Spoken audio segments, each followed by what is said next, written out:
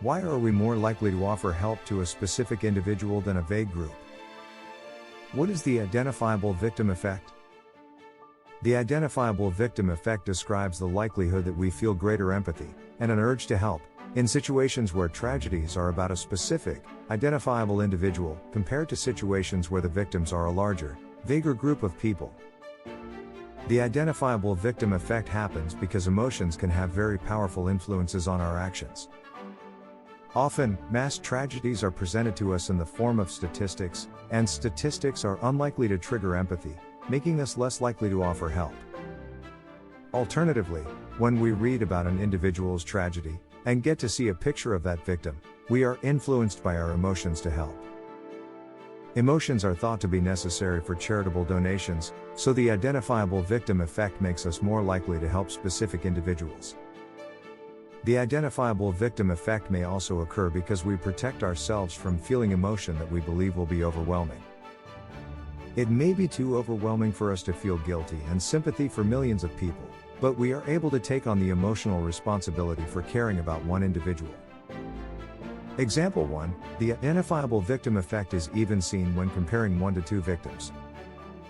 Although we may believe that the identifiable victim effect only occurs when we compare people's response to one victim to their response to hundreds or thousands of victims, we are also less likely to donate when we hear a story about 2 victims than a story about 1 victim.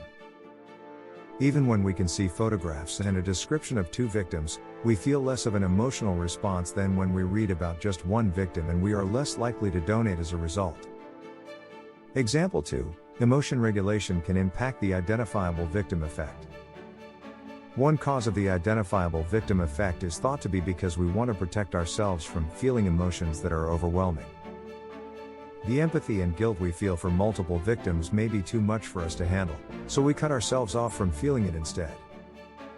To counter this effect, organizations can remind or instruct people not to shy away from their emotions and allow themselves to feel these difficult emotions.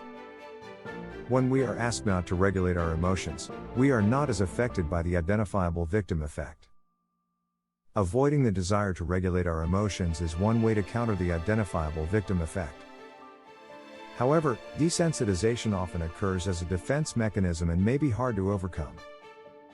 Instead, charities and organizations can take the identifiable victim effect into consideration when asking for donations, and try and spotlight individual victims, use personalized stories, and show people the impact they will have, in order to get more donations.